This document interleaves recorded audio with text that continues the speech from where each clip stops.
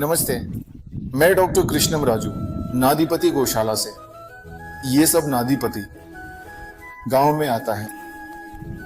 ये हमारे लिए सालाना 3000 एकड़ का इलाका है। ये चारों तरफ एक छोटे से क्षेत्र में तैर कर आती है। हमारी गौशाला जो नादीपति गौशाला है, ये आंध्र प्रदेश के येलेश्वरम मंडल में स्थित है, नादीपति गांव में।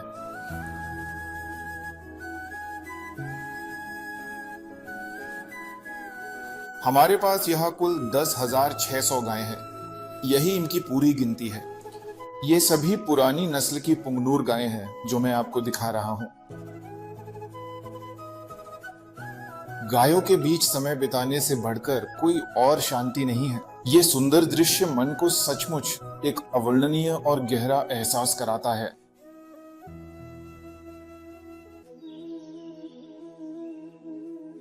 इस नादीपति गौशाला के समीप स्थित इस क्षेत्र, इसकी प्राकृतिक सुंदरता और यहाँ के आकर्षण से मैं आपको एक बार परिचित कराता हूँ।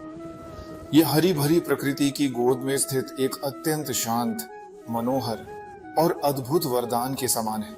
ज्यादातर गायें सुबह 7:30-8 बजे के बीच अच्छी तरह पानी और चोकर का पानी पीकर ऐसे ही टहलने निकल जाती है और फिर वहां से 1 या आधे किलोमीटर के बीच नदी के उस पार जाने के लिए तैर कर जाती है। सुबह शाम नदी में उतरकर एक ही लाइन में तैरकर वहां की हरी भरी औषधीय जड़ी बूटियां खाकर फिर वापस लौटती हैं।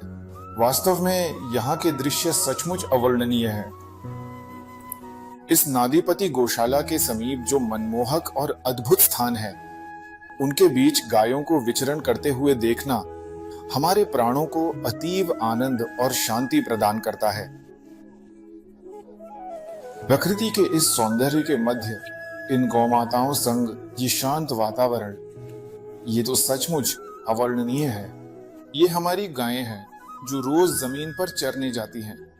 आमतौर पर गायों को बांधकर हरा या सूखा चारा और दाना खिलाते हैं, लेकिन हम ऐसा नहीं करते।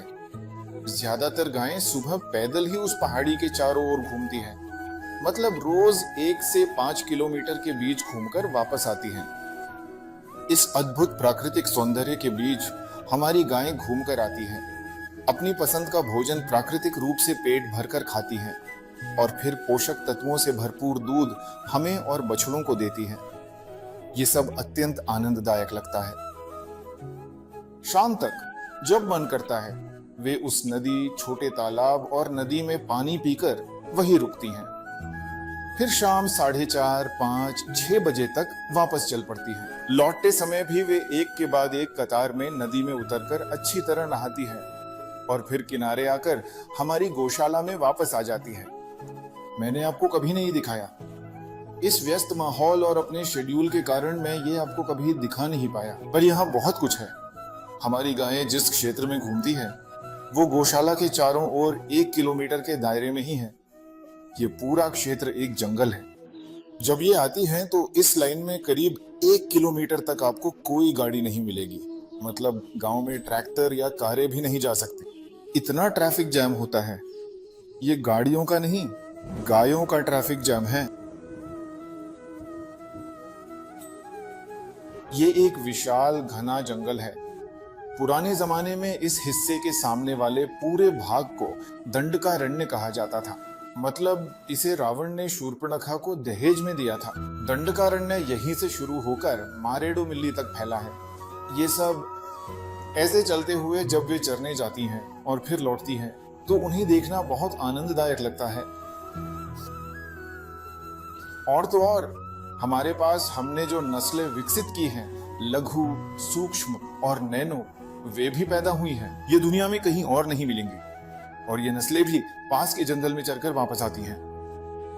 हमारे कर्मचारी हर झुंड के साथ होते हैं, वे उन्हें लाते हैं।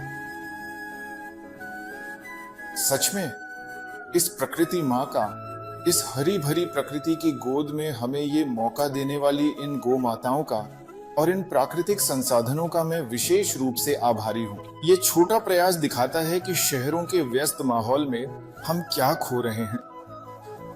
आपका अपना डॉक्टर कृष्णम राजू नाडीपति, जो इस गौशाला का संचालक है।